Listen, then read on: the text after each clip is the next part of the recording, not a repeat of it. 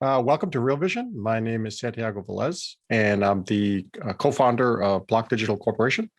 And today I'm excited to bring to you Mr. Anish Mohammed. So welcome, Anish. Thank you very much, Santiago. It's a pleasure to be on Real Vision. So thank you for coming on. And I just want to let the audience know kind of how we got to this interview. I was kind of randomly browsing YouTube for people that I found interesting in the crypto space. And I stumbled upon a video where you were speaking. And I was about 45 minutes into the video. And I said to myself, this is someone who both has a long history pedigree in the space, but also that I found very, very interesting. And I thought that this is the right venue to kind of bring you on and have you share with the world what you've been doing. So can you tell us a little bit about yourself, how you've been involved in the space, and just give us a quick background. Sure. So, I've done various things in my career. So I have a first degree in medicine, 2 degrees in mathematics. For the last 20 years, mostly I've been working in security and cryptography. In between, I've dabbled in other things, a bit of retail banking, a bit of bioinformatics.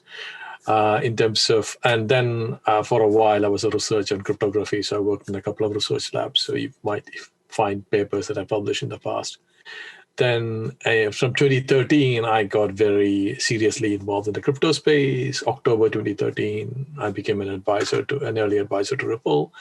Then because of my craziness, I ran into Victor and he asked me to review the orange paper. So I'm one of those general reviewers of the official Ethereum orange paper and spent a bit of time on the Swamp team.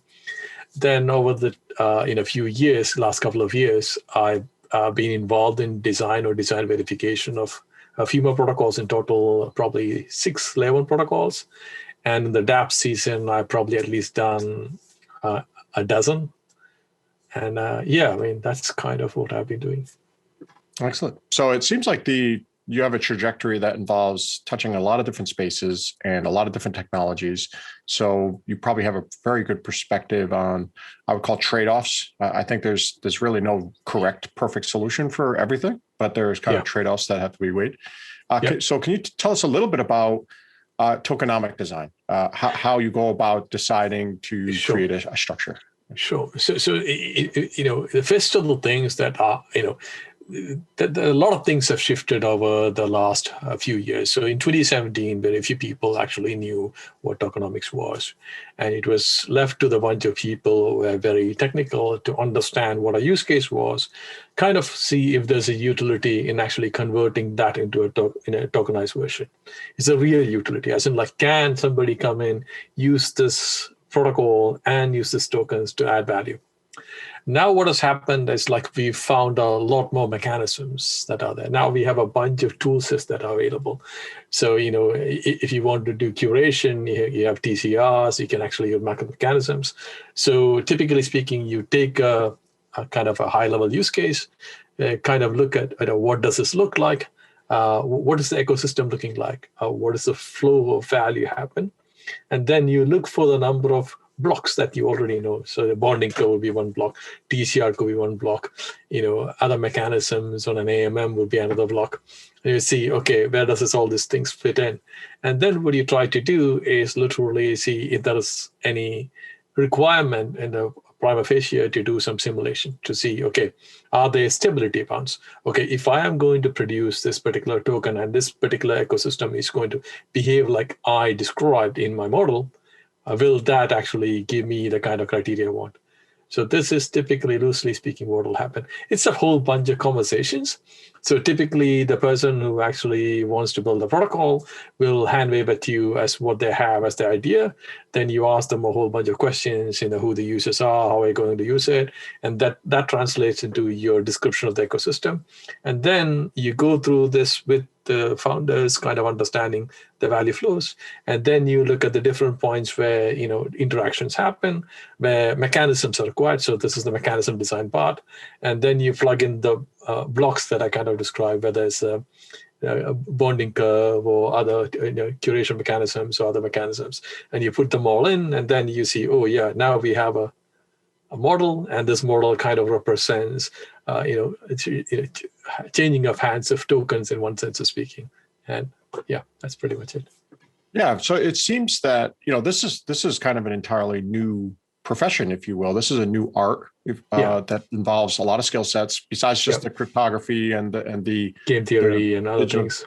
Yeah. Yeah, exactly. So a lot of it is these incentive systems that you're trying to drive a particular outcome or behavior, and it's never been tried before. And that's one of the things that drew me into this. I would probably say it slightly differently, though. Mm-hmm. The mechanism design has been there in the economic space. In a sense, like in economies, how you make people behave in a particular way has been studied for a while. So there are a whole bunch of people that have, I think Arrow actually got his Nobel Prize for some bits of mechanism design, if I'm not mistaken, and a bunch of other people that have done a lot of work in mechanism design. So there's an intersection between economics and algorithmic game theory, where this mechanism design bounces off and on, right? So the algorithmic game theory kind of looks at how you do it from a computational perspective, and the economic side sits over here. So, somewhere where this two meets is where the mechanism design that we in the token space kind of inherited from.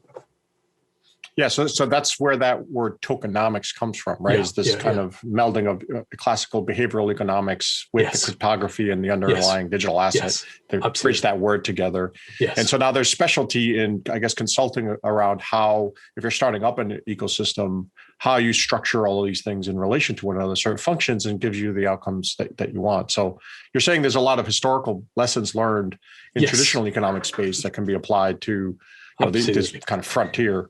Yeah. So go ahead. Go ahead. Please go ahead. Well, I was going to ask you, what kind of projects do you think have, I guess, the optimum set of tokenomics that are really driving behavior, driving the growth of the networks, the systems? Oh, wow. This is like a very difficult question. I wish I had a crystal ball, had a look and tell you what it was. But it's a rather very, very tricky thing. I can give you a set of criteria that are there, and you can actually apply to any of the projects and then see if they really work. I mean, the first and foremost thing is that there is real value in this ecosystem. That's the first thing. And what happens is like the users who come into it can actually consume the value and interact with the system with the tokens. Okay, and that overall friction that they typically bring to the table is much less, as in like users are still able to use it. I think the only things which I can think of right now, in a sense of speaking, just looking by the volume, but then this is the incentive mechanism is slightly skewed, will be all the DEX kind of mechanisms there, right?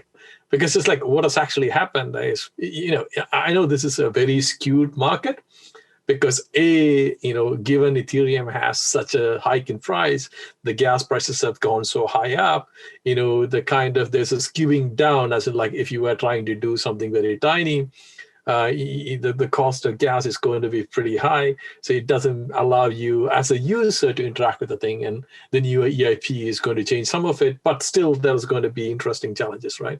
So I just wanted to really caveat it. So there are interesting, I don't want to name projects because naming projects is not the right thing to do. I mean, I think I'm a bit more skeptic than Vitalik. Vitalik said like 80 or 90% of all applications in the 2017, 2018 DApp boom would bust. And I was kind of saying worse than that. I was like 95 less than X plus than 99.9 kind of all applications are going to die out is what I said. Because to me, the challenge was a lot of the folks who were looking at this weren't really thinking about this as a real mechanism. So like, okay, people are going to, normally they vote with their feet, but here they vote with their wallet, as in your digital wallet. And they really show their preferences. It's like there is no such thing as, okay, let me rephrase it. There is a bit of a religion that goes around in blockchain.